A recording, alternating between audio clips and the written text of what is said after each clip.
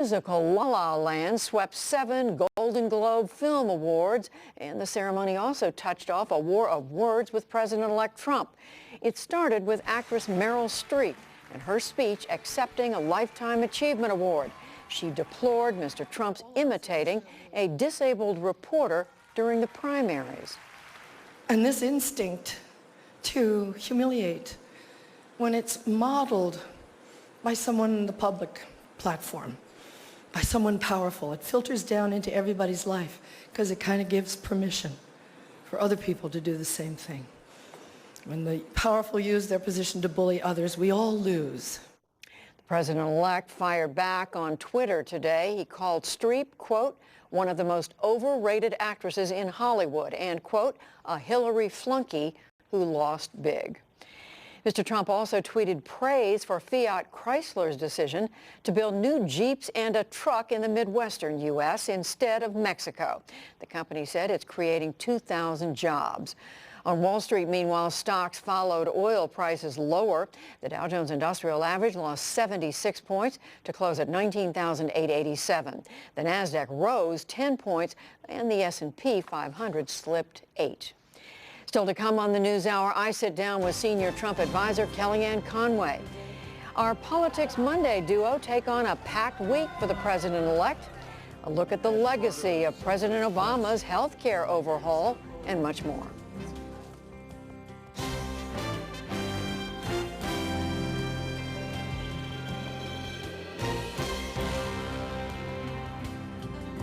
The last day has seen a rise in both concern over and defense of President-elect Trump's cabinet nominees after news that some of them have not completed ethics reviews. Lisa Desjardins reports.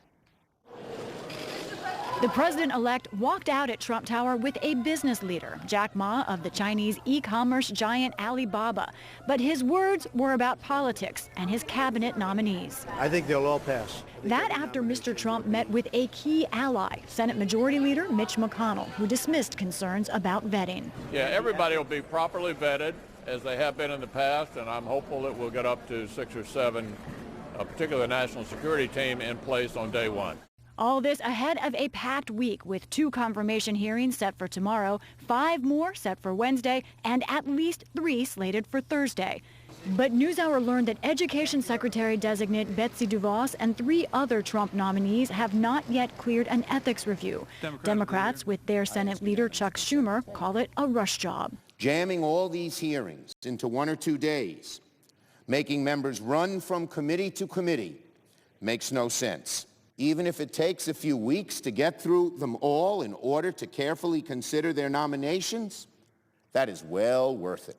Schumer has threatened to slow down the Senate confirmation process if senators don't have all the nominees' information. Meanwhile, Republicans point to 2009, when the hearing schedule was nearly as packed, and 14 Obama nominees, like Secretary of State Hillary Clinton and Attorney General Eric Holder, were confirmed in the first 9 days after inauguration. Now that's being called the Obama treatment, relatively fast confirmations. But Democrats say the difference is that President Obama's nominees all cleared their ethics review process before their hearings, even before they were announced. The Office of Government Ethics says some Trump nominees have not even filed their paperwork yet. So, Lisa, thank you for that report. But take us through this process. What exactly is required of these nominees? Well, it depends on what committee you're going in front of. I'm going to take you through what everyone is required of, first of all. 3 things. Every one of these nominees has to have an FBI background check. They have to give in financial disclosures to their committee of choice, or the committee that oversees their nomination, and they have to fill out a committee questionnaire. But, Judy, what depends on each committee is the following: whether or not an ethics review must be filed before a hearing or simply before a vote. It must be filed at some time. But that's why we see these hearings this week before the ethics reviews are all in. Also, only 3 committees require tax forms from the past. Well, tell us a little more about what is missing for